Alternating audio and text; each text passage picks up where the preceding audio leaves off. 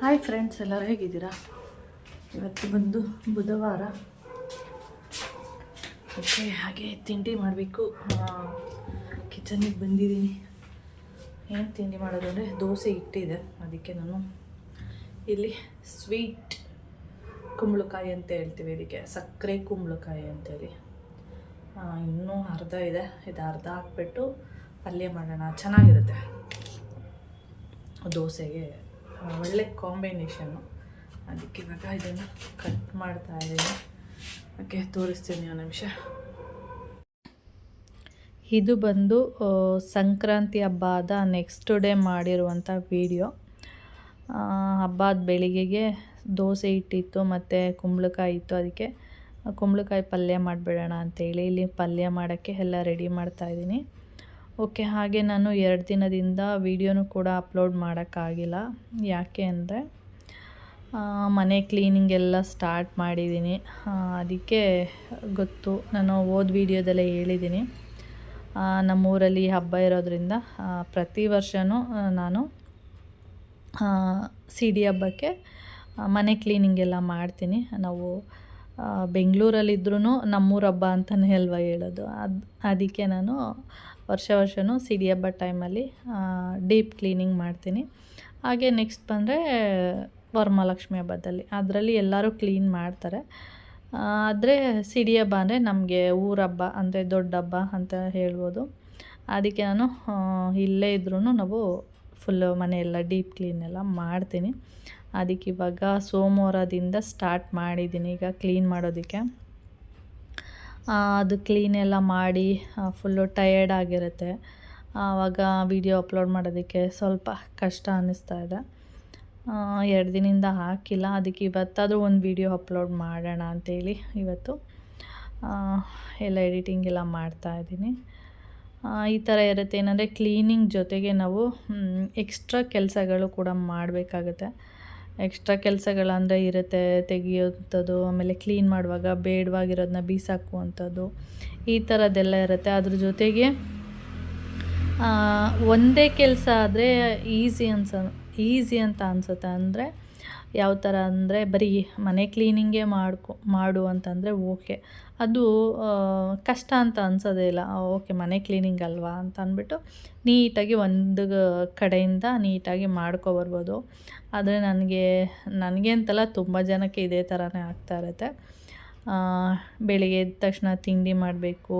Normal day ಹೇಗಿರುತ್ತೆ ಅದಕ್ಕಿಂತ ಇದು ಸ್ವಲ್ಪ ಎಕ್ಸ್ಟ್ರಾ ಕೆಲಸಗಳೇ ಇರುತ್ತೆ ಅಷ್ಟೇ.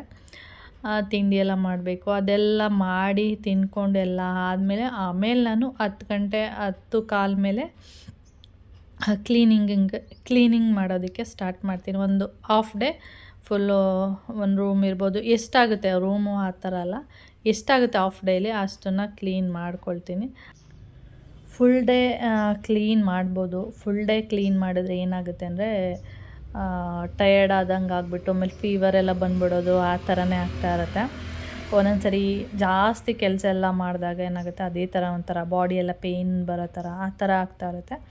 ಅದಕ್ಕೆ ನಾನು ಪ್ರತಿದಿನ ಒಂದು ಹಾಫ್ ಡೇ ಅಷ್ಟೇ ಕೆಲಸ ಮಾಡುವಂಥದ್ದು.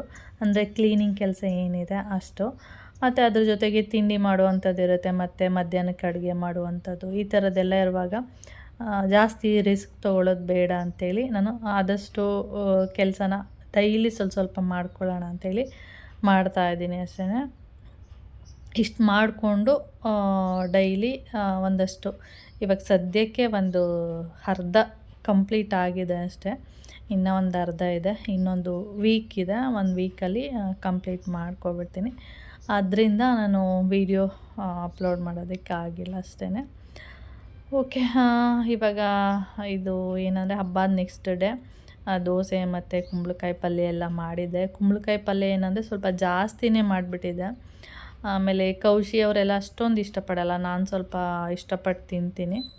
ಕೌಶಿಗೆ ಹಾಫ್ ಡೇ ಕಾಲೇಜ್ ಇತ್ತು. ಅಂದರೆ ಮಧ್ಯಾಹ್ನದ ಮೇಲೆ 1 ಗಂಟೆಯಿಂದ 4 ಗಂಟೆ ತನಕ ಕಾಲೇಜ್ ಇದ್ದಿದ್ದು. ಅದರಿಂದ ಅವನು ಮಧ್ಯಾಹ್ನ ಊಟ ಮಾಡಿಕೊಂಡು ಮನೆ ಬಿಡ್ತಾ ಇದ್ದಿದ್ದು.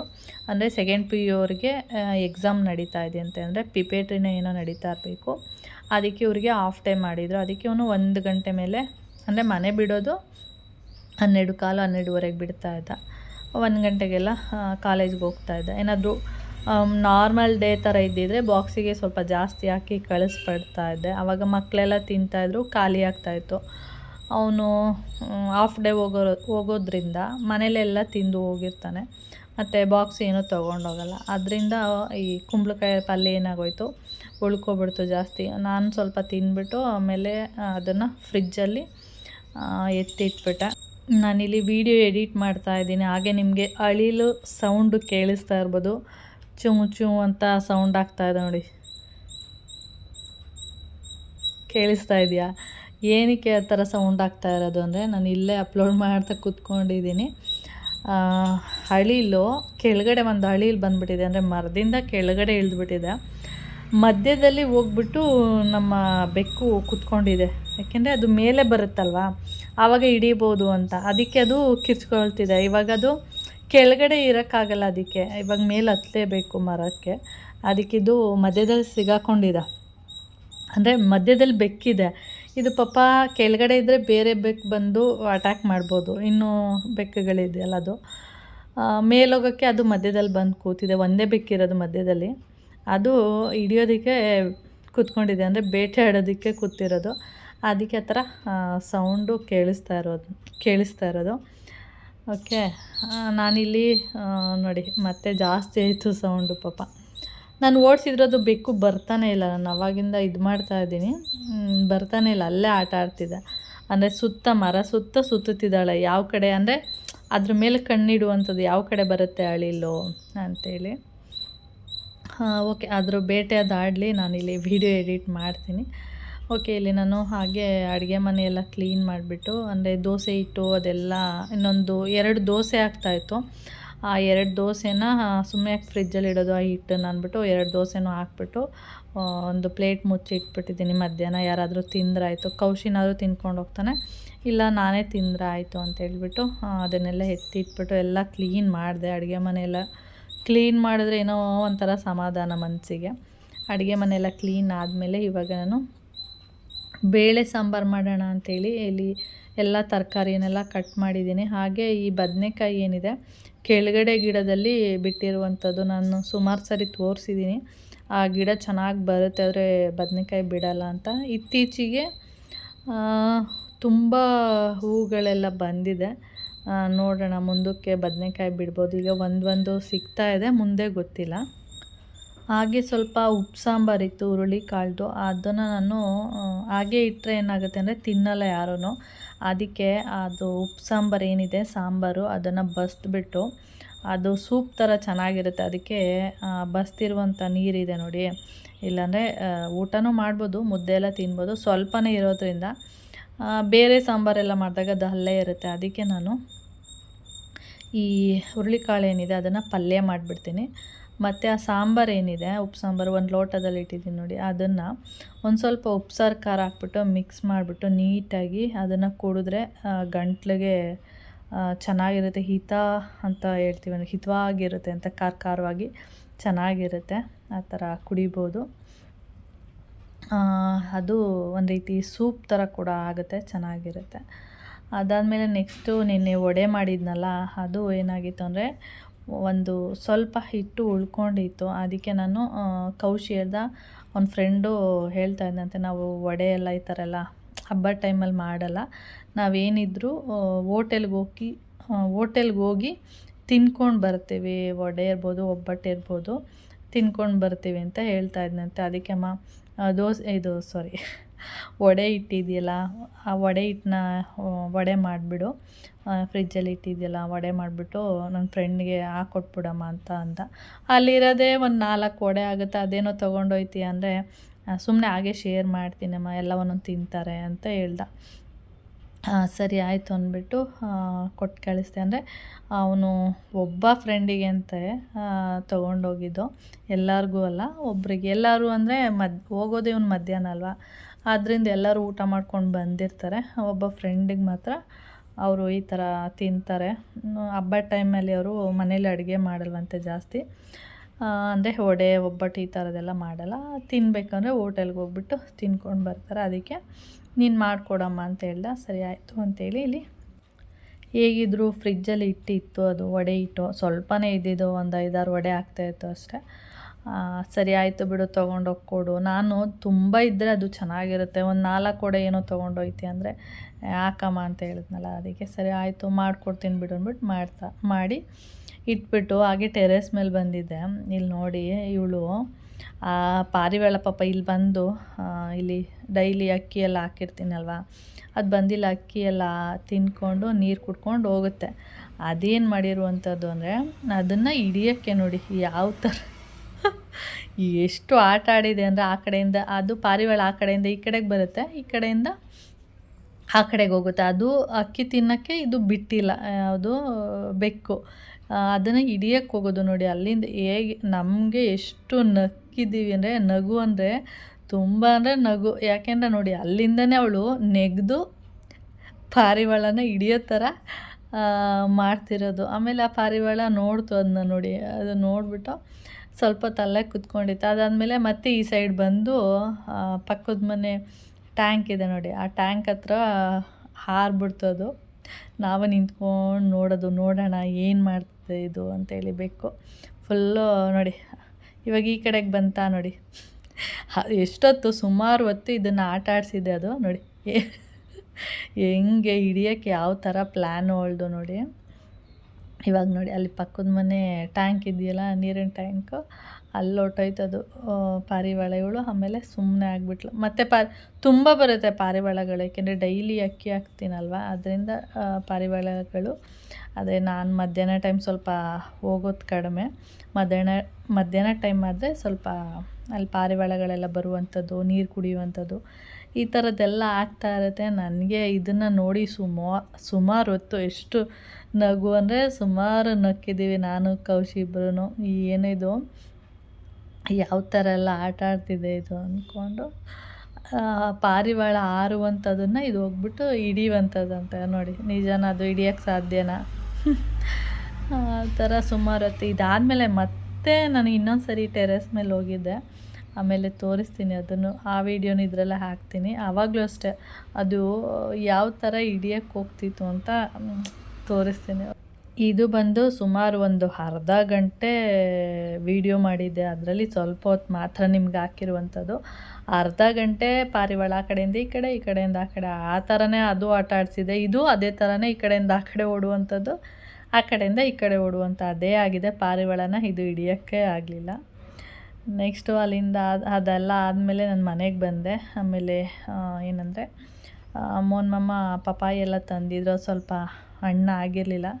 ಅಂದರೆ ಅದು ಇದೇ ಥರನೇ ಇಟ್ಬಿಟ್ರೆ ಒಂದು 3-4 ದಿನ ಆದರೂ ಅದು ಹಣ್ಣೇ ಆಗೋಲ್ಲ, ಅದೇ ಥರನೇ ಇರುತ್ತೆ.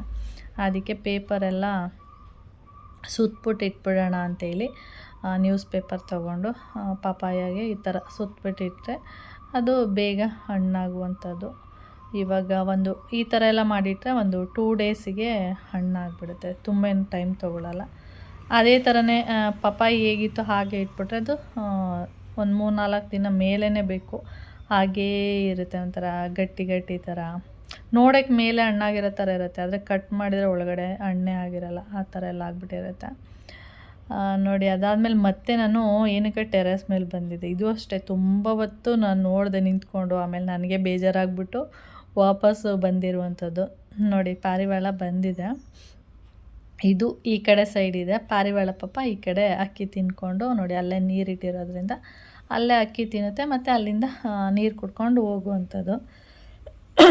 ಇದು ಹೇಗೆ ಹಿಡಿಯೋದಕ್ಕೆ ಯಾವ ಥರ ಗುಮ್ಮಿ ಕಾಯ್ಕೊಂಡು ಕೂತಿದ್ದಾಳೆ ಆ ಕಡೆ ಮೂಲೆಯಲ್ಲಿ, ಏನು ಪಾಪ ಗೊತ್ತಿಲ್ಲದೆ ಇರೋರ ಥರ ನೋಡಿ. ಯಾವ ಥರ ಈ ಥರನೇ ಬೆಕ್ಕಳು ಬೇಟೆ ಆಡೋದು. ಈಗ ಹಳಿಲನ್ನ ಇದೇ ರೀತಿಯೇ ಹಿಂಗೆ ಅದು ಪಾಪ ಮೇಲಕ್ಕೆ ಬರೋಕ್ಕೂ ಬಿಡಲ್ಲ, ಆ ಥರ ಕೂತ್ಕೊಂಡಿರುತ್ತೆ ನೋಡಿ. ಇವಾಗಲೂ ಹಾರ್ಬಿಡ್ತು ಪಾರಿವಾಳ ನನಗೆ ನೋಡಿ, ಪಾಪ ನಿಂಗೆ ಸಿಕ್ಕಿಲ್ವಾ ಬಾ ಅಂತೇಳಿ ಹೇಳ್ತಾ ಇದ್ದೆ. ಅದಕ್ಕೆ ಅದು ಸುಮಾರು ಹೊತ್ತಿಂದ ಕಾಯ್ಕೊಂಡು ಕೂತಿತ್ತು ನೋಡಿ, ಅಲ್ಲೋಗಿದೆ ಪಾರಿವಾಳ.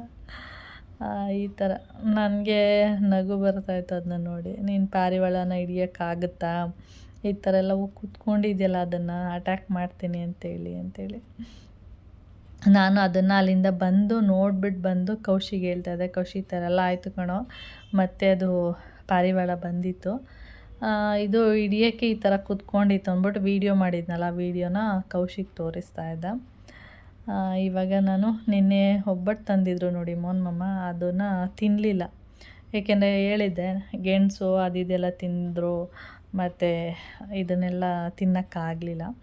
ಅದಕ್ಕೆ ಬೆಳಿಗ್ಗೆಗೆ ಅಂದರೆ ಬೆಳಿಗ್ಗೆ ಇದು ಒಂದು 12 ಗಂಟೆ ಆ ಥರ ಟೈಮಲ್ಲಿ ಕೌಶಿ ನನಗೆ ಒಬ್ಬಟ್ಟು ಕೊಟ್ಬಿಡಮ್ಮ ಬಿಸಿ ಬಿಸಿದು, ಹಾಗೆ ತುಪ್ಪ ಎಲ್ಲ ಇತ್ತಲ್ಲ, ತುಪ್ಪ ಹಾಕ್ಬಿಟ್ಟು ಕೊಡು ಅಂತ ಹೇಳ್ದೆ. ಸರಿ ಆಯಿತು ಅಂದ್ಬಿಟ್ಟು ಅವನಿಗೆ ತುಪ್ಪ ಎಲ್ಲ ಹಾಕಿ ಸ್ವಲ್ಪ ಅಷ್ಟೇ ಒಂದು ಅರ್ಧ ಸ್ಪೂನಷ್ಟು ತುಪ್ಪ ಎಲ್ಲ ಹಾಕ್ಬಿಟ್ಟು ಅದನ್ನು ರೋಲ್ ಥರ ಮಾಡಿ, ಅಂದರೆ ಹೀಗೆ ಚಪಾತಿನ ರೋಲ್ ಥರ ಮಾಡ್ತೀವಲ್ಲ ಸೇಮ್ ಹಾಗೆ. ಇದು ಎಷ್ಟು ತೆಳುವಿರುತ್ತೆ ಅಂದರೆ ಇದು ಬಂದು ಕಾಯಿ ಒಬ್ಬಟ್ಟು. ಬೇಳೆ ಒಬ್ಬಟ್ಟಾದರೆ ಅದು ಸ್ವಲ್ಪ ದಪ್ಪ ಬರುತ್ತೆ. ಇದು ಬಂದು ಕಾಯಿ ಒಬ್ಬಟ್ಟಾಗಿರೋದ್ರಿಂದ ತುಂಬ ಅಂದರೆ ತುಂಬ ತೆಳು ಇತ್ತು. ಅದನ್ನು ರೋಲ್ ಮಾಡಿ ಕೊಟ್ಟೆ. ಅವನು 2 ತಿಂದ, ಮತ್ತು ನಾನು ಒಂದೇ ತಿಂದಿದ್ದು. ಚೆನ್ನಾಗಿರುತ್ತೆ. ಆದರೆ ಇದನ್ನು ನಾನು ಅಂದ್ಕೊಂಡಿರೋದು ಮಿಷಿನಲ್ಲಿ ಮಾಡ್ಬೋದು, ಇಷ್ಟು ತೆಳುವಾಗಿ ಮಾಡ್ತಾರೆ ಅಂದರೆ ಏನಾದರೂ ಮಿಷಿನ್ ಇರ್ಬೋದು ಈ ಥರ ಒಬ್ಬಟ್ಟೆಲ್ಲ ಮಾಡೋದಕ್ಕೆ. ಕಾಯಿ ಒಬ್ಬಟ್ಟು ಇದೇ ಥರ ಇರುತ್ತೆ, ಬೇಳೆ ಒಬ್ಬಟ್ಟು ಕೂಡ ಸೇಮ್ ಇದೇ ಥರನೇ ಇರುತ್ತೆ. ನಾನು ಅಂದ್ಕೊಂಡಿದ್ದೀನಿ ಅಷ್ಟೇ ಮಿಷಿನ್ ಇರ್ಬೋದು. ಕೈಯಲ್ಲಿ ಇಷ್ಟು ತೆಳುವಾಗಿ ಮಾಡೋಕ್ಕೆ ಸಾಧ್ಯನಾ ಅಂತ ಒಂದೊಂದ್ಸರಿ ಅನಿಸುತ್ತೆ, ಗೊತ್ತಿಲ್ಲ, ಗೆಸ್ ಅಷ್ಟೇ. ಕೌಶಿಗೆ ಈ ಥರ ರೋಲ್ ಮಾಡಿ ಕೊಟ್ಟೆ. ಆಮೇಲೆ ನಾನು ಒಂದು ಒಬ್ಬಟ್ಟು ಹಾಕ್ಕೊಂಡು ತಿಂದೆ. ಟೈಮ್ ಬಂದು ಇವಾಗ 1:45 ಆಗ್ತಾಯಿದೆ. ಹಾಗೆ ನೋಡಿ ನಾನು ಇವತ್ತು ರೈಸ್ ಮಾಡಿಲ್ಲ. ಯಾಕೆ ಅಂದರೆ 2 ದೋಸೆ ಇದೆ, ನಿಮಗೆ ಕಾಣಿಸ್ತಾ ಇರ್ಬೋದು. ಒಂದು ನಿಮಿಷ ಕಾಣಿಸಲ್ಲ ನೋಡಿ, 2 ದೋಸೆ ಇದೆ. ಮುದ್ದೆ ತಿಂದ್ಬಿಟ್ಟು 2 ದೋಸೆ ಸಾಕು, ಮತ್ತು ಸ್ವಲ್ಪ ರೈಸ್ ಇದೆ ನಿನ್ನೆದು. ಓಕೆ, ಹಾಗೆ ಬೇಳೆ ಸಾಂಬಾರು, ಮತ್ತು ಮುದ್ದೆ ಇವಾಗ ಓನ್ಸ್ಬಿಟ್ಟು ಇಟ್ಟಿದ್ದೀನಿ, ಬೇಯಬೇಕು ಮುದ್ದೆ ಚೆನ್ನಾಗಿ. ಹಾಗೆ ಕೌಶಿ ಒಂದು ಸ್ವಲ್ಪ ವಡೆ ಎತ್ಕೊಂಡು ಹೋಗಿದ್ದಾನೆ. ಇದನ್ನು ಉಳಿದಿರೋದು ಒಂದು 3 ವಡೆ, ಇದನ್ನು ಎತ್ಕೊಂಡು ಹೋಗು ಅಂದೆ, ಸಾಕು ಅಮ್ಮ ಒಬ್ಬರಿಗೆ ಅಂತ ಹೇಳ್ಬಿಟ್ಟು ತೊಗೊಂಡೋಗಿದ್ದಾನೆ. ಮತ್ತು ಸ್ವಲ್ಪ ಹುರುಳಿಕಾಳಿತ್ತು ಅಂತ ಹೇಳಿದ್ನಲ್ಲ, ಅದರದ್ದು ಅಂದರೆ ಅದರದ್ದು ಪಲ್ಯ ಸ್ವಲ್ಪನೇ ಇರೋದು. ಇದು ಬಂದು ಉಪ್ಸಾರು, ಇದನ್ನು ಸೂಪ್ ಥರ ಕುಡ್ಕೋತೀನಿ ಆಮೇಲೆ ನಾನು. ನೆಕ್ಸ್ಟು ಇದು ನೆನ್ನೆದು ಅವರೆಕಾಯಿ ಸಾಂಬಾರು ಖಾಲಿಯಾಗಿದೆ, ಬರೀ ಕಾಳು ಮಾತ್ರ ಉಂಟು. ನೆಕ್ಸ್ಟ್ ಬಂದು ಅದೇ ರೈಸು ಸ್ವಲ್ಪನೇ ಇರೋದು, ಸಾಕು. ಅಲ್ಲಿಂದ ಇಲ್ಲಿಗೆ ಬಂದರೆ ಇದು ಬಂದು ಪೈನಾಪಲ್ ಹೊರಗಡೆನೇ ಇಟ್ಟಿದ್ದೀನಿ ಮುಚ್ಚಿಟ್ಟು, ಯಾಕೆಂದರೆ ಮಾಮ ಬಂದರೆ ತಿಂತಾರೆ ಅಂತೇಳಿ ಅಲ್ಲಿ ಇಟ್ಟಿದ್ದೀನಿ. ನೆಕ್ಸ್ಟು ಇದೇನದು ಕುಂಬಳಕಾಯಿ ಪಲ್ಯ ಇನ್ನೊಂದಿಷ್ಟಿದೆ, ಖಾಲಿ ಆಗುತ್ತೆ. ನನಗೆ ತುಂಬ ಇಷ್ಟ. ಸಂಜೆ ಒಳಗಡೆ ಖಾಲಿ ಆಗಿಬಿಡುತ್ತೆ. ಓಕೆ, ಇದು ಬಂದು ತುಪ್ಪದ ಬಾಕ್ಸು ಖಾಲಿಯಾಗಿದೆ. ಇದಕ್ಕೆ ಸ್ವಲ್ಪ ಏನು ಆಲ್ಟರ್ನೇಟ್ ಮಾಡಬೇಕು, ಅದಕ್ಕೆ ಅಲ್ಲಿ ಇಟ್ಟಿದ್ದೀನಿ. ಓಕೆ, ಇಷ್ಟು ವೆರೈಟಿ ಉಂಟು. ಇದು ಮುದ್ದೆ ಬೇಯಬೇಕು, ಬೆಂದಮೇಲೆ ಮುದ್ದೆ ಕಟ್ತೀನಿ. ಹಾಗೆ ಇವತ್ತು ಬಂದು ವರ್ಷದ ದುಡುಕು ಅಂತೇಳಿ ಮಾಡ್ತೀವಿ. ಅಂದರೆ ಎಲ್ಲರ ಮನೇಲೂ ಇವತ್ತು ಹಬ್ಬದ ನೆಕ್ಸ್ಟ್ ಡೇ ಅಂದರೆ ಇವತ್ತು ನಾನ್ ವೆಜ್ ಇರುತ್ತೆ. ಚಿಕನ್, ಮಟನ್, ಫಿಶ್ ಏನಾದರೂ ಅಷ್ಟೇ ನಾನ್ ವೆಜ್. ಅದಕ್ಕೆ ಮೋನ್ಮಮ್ಮನಿಗೆ ಸಂಜೆ ಥರ ಕೇಳಿದ್ದೀನಿ, ಒಂದು 1/2 kg ಚಿಕನ್ ತೊಗೊಬನ್ನಿ. ಇವತ್ತು ಯಾವಾರ ಬುಧವಾರ, ನಾಳೆ ಗುರುವಾರ ತಿನ್ನಲ್ಲ ಯಾರೂ. ತಿಂತಾರೆ ಮೋನಮ್ಮ ಮತ್ತು ಕೌಶಿ, ನಾನು ತಿನ್ನಲ್ಲ ಅಷ್ಟೇ. ಅದಕ್ಕೆ 1/2 kg ಅಥವಾ 3/4 kg ತೊಗೊಬನ್ನಿ ಅಂತ ಹೇಳಿದ್ದೀನಿ.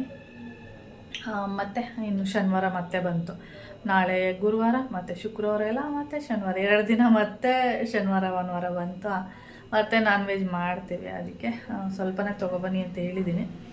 ಅಂದರೆ ಆಫೀಸ್ ಮುಗಿಸ್ಕೊಂಡು ಬರಬೇಕಾದ್ರೆ ಒಂದು 1/2 kg ತೊಗೊಬರೋಕ್ಕೆ ಹೇಳಿದ್ದೀನಿ. 1/2 kg ತರ್ತಾರಲ್ಲ, 3/4 kg ತರ್ತಾರ ಗೊತ್ತಿಲ್ಲ. ಅವಾಗೇನಾದರೂ ಕೌಶಿ ಪಲಾವ ಕೇಳ್ತಾನೆ. ಅವನು ಯಾವಾಗಲೂ ಈ ವಾರ ಪಲಾವ್ ಮಾಡಿಲ್ಲ, ಏನಾದರೂ ಪಲಾವ್ ಕೇಳ್ತಾನೆ ಏನೋ ಗೊತ್ತಿಲ್ಲ. ನಾನೇನಾದರೂ ಡ್ರೈ ಏನಾದರೂ ಮಾಡೋಣ ಅಂದ್ಕೊಂಡಿದ್ದೀನಿ, ಯಾಕೆಂದರೆ ಬೇಳೆ ಸಾಂಬಾರೆಲ್ಲ ಇದೆ. ಸ್ವಲ್ಪ ಇವಾಗ ಖಾಲಿ ಆಗುತ್ತೆ, ಸ್ವಲ್ಪ ಖಾಲಿ ಆಗಲ್ಲ. ಅದಕ್ಕೆ ಹಂಗೆ ಅಂದ್ಕೊಂಡಿದ್ದೀನಿ. ನೋಡೋಣ, ಸಂಜೆ ಗೊತ್ತಾಗುತ್ತೆ ಮಾಮ ಏನು ಹೇಳ್ತಾರೆ ಅಥವಾ ಕೌಶಿ ಏನು ಹೇಳ್ತಾನೆ ಗೊತ್ತಿಲ್ಲ. ಆಮೇಲೆ ಅವ್ರೇನು ಹೇಳ್ತಾರೆ ಅದನ್ನು ಮಾಡುವಂಥದ್ದು. ಓಕೆ, ಮುದ್ದೆ ಬೇಯಲಿ. ಮುದ್ದೆ ಬೆಂದ ಮೇಲೆ ನಾನು ಮುದ್ದೆ ಕಟ್ಟಬೇಕು. ಓಕೆ, ನಾನು ಮನೆ ಮೀನಾಕ್ಷಿ ನೋಡ್ತಾ ಇದ್ದೀನಿ. ನನಗೆ ತುಂಬ ಇಷ್ಟ ಮನೆ ಮೀನಾಕ್ಷಿ. ಮುಂದೆ ಏನಾಗುತ್ತೆ ಸ್ವಲ್ಪ ಅದ್ರ ಬಗ್ಗೆ ಎಲ್ಲ ತೋರಿಸ್ತಾ ಇರ್ತಾರೆ, ಅದರಿಂದನೇ ಸ್ವಲ್ಪ ಅದು ಇಷ್ಟ ಆಗುತ್ತೆ. 1:30 2 ಗಂಟೆ ತನಕ ನೋಡ್ತಾ ಇರ್ತೀನಿ ಹಾಗೆ ಅಡುಗೆ ಮಾಡ್ತಾ. ಓಕೆ, ಇದು ಬಂದು ರಾತ್ರಿ. ಇದು ಬಂದು ಏನಂದರೆ ಮೈ ಉಜ್ಕೊಳ್ಳೋ ಬ್ರಷು. ಏನಾಗಿರುತ್ತೆ ಅಂದರೆ ಹೊಸ ಬ್ರಷ್ ತಂದಾಗ ಆ ಬ್ರಷ್ ಏನಾಗಿರುತ್ತೆ ಅಂದರೆ ಚೆನ್ನಾಗೇ ಇರುತ್ತೆ ನೋಡೋಕ್ಕೆ. 1-2 ಸರಿ ಯೂಸ್ ಮಾಡಿದ ಮೇಲೆ ಏನಾಗುತ್ತೆ ಅಂದರೆ ಫುಲ್ಲು ಎಲ್ಲ ಬಿಟ್ಟೋಗ್ಬಿಡುತ್ತೆ. ಒಂದು ಕಡೆಯಿಂದ ಒಂದು ದಾರ ಥರ ಆಗಿಬಿಟ್ಟಿರುತ್ತೆ. ಅದಕ್ಕೆ ಅದನ್ನು ಒಂದು ಸೂಜಿಯಲ್ಲಿ ಗಟ್ಟಿ ದಾರ ಬರುತ್ತೆ ನೋಡಿ, ಒಂದು ಸ್ವಲ್ಪ ಈ ಇದ್ರ ದಾರ ಅಂತ ಹೇಳ್ತೀವಿ, ಏನಂತ ಅದು ಬಟ್ಟೆ ಹೊಲಿಯೋ ದಾರ ಅಲ್ಲ, ಅದಕ್ಕಿಂತ ಇನ್ನೊಂದು ದಾರ ಬರುತ್ತೆ. ಆ ದಾರದಲ್ಲಿ ಅದನ್ನು ಏನು ಮಾಡುವಂಥದ್ದು, ಹೊಲಿಯೋದು ಅಂದರೆ ನಿಮಗೆ ಅದನ್ನು ತೋರಿಸಿ ಮಾಡಿದರೆ ನಿಮಗೆ ಅರ್ಥ ಆಗ್ತಾಯಿತ್ತು. ಈ ಥರ ಹೇಳಿದ್ರೆ ನಿಜವಾಗ್ಲೂ ಅರ್ಥ ಆಗೋಲ್ಲ. ಅಲ್ಲಿ 2 ಕಲರ್ ಇರುತ್ತೆ. 2 ಕಲರು ಒಂದೊಂದು ಸೈಡು ಒಂದೊಂದು ಕಲರ್ ಆ ಥರ ಹಾಕಿರ್ತಾರೆ. ನಾನು 2 ಕಲರ್ನ ಒಂದು ಸೈಡ್ ಹಾಕ್ಕೊಂಡು ಹೊಲಿತೀನಿ. ಹೊಲ್ದಾಗ ಏನಾಗುತ್ತೆ, ಸುಮ್ಮನೆ ಹಾಗೆ ಹೊಲಿಯೋದು ಅಂದರೆ ಬಟ್ಟೆ ಥರನೇ ಹೊಲಿಬೇಕು. ಆ ಥರ ಹೊಲ್ದಾಗ ಏನಾಗುತ್ತೆ, ಸ್ವಲ್ಪ ಜಾಸ್ತಿ ದಿನ ಬರುತ್ತೆ, ಬಿಟ್ಟೋಗಲ್ಲ ಅದು. ಅದಕ್ಕೆ ನಾನು ಈ ರೀತಿ ಮಾಡ್ತೀನಿ ಅಷ್ಟೇ. ಬೇರೆದು ದಾರ ಎಲ್ಲ ಅಷ್ಟು ಇದಾಗಲ್ಲ. ದಪ್ಪ ದಾರ ಬರುತ್ತೆ, ಯಾವಾಗಲಾದ್ರೂ ಬೇಕಾದ್ರೆ ತೋರಿಸ್ತೀನಿ. ದೊಡ್ಡ ಸೂಜಿ ತೊಗೊಂಡು ಅದರಲ್ಲಿ ಆ ಥರ ಹೊಲ್ದ್ಬಿಟ್ಟು ಇಟ್ಟರೆ ಸರಿ ಹೋಗುತ್ತೆ. ಬೇಕಾದ್ರೆ ಯಾವಾಗಲಾದ್ರೂ ಮತ್ತೊಂದು ಸರಿ ಬೇಕಾದ್ರೆ ಅದನ್ನು ತೋರಿಸ್ತೀನಿ. ಓಕೆ, ಇದು ಬಂದು ಸಂಜೆ ಕ್ಯಾಪ್ಸಿಕಮ್ದು ಚಿಕನ್ ಮಾಡೋಣ ಅಂದ್ಬಿಟ್ಟು ಎಲ್ಲ ರೆಡಿ ಮಾಡ್ಕೊಂಡಿದ್ದೀನಿ ಇಲ್ಲಿ. ಓಕೆ, ಹಾಗೆ ನಾನು ಈ ವಿಡಿಯೋನು ಕೂಡ ಇಲ್ಲಿಗೆ ಎಂಡ್ ಮಾಡ್ತೀನಿ. ವಿಡಿಯೋ ಇಷ್ಟ ಆದರೆ ಲೈಕ್, ಶೇರ್, ಕಮೆಂಟ್ ಮಾಡಿ. ಹಾಗೆ ಫಸ್ಟ್ ಟೈಮ್ ನೋಡ್ತಾರೆ ಪ್ಲೀಸ್ ಸಬ್ಸ್ಕ್ರೈಬ್ ಮಾಡ್ಕೊಂಡು ನೋಡಿ. ನೆಕ್ಸ್ಟ್ ವಿಡಿಯೋದಲ್ಲಿ ಸಿಗೋಣ. ಓಕೆ.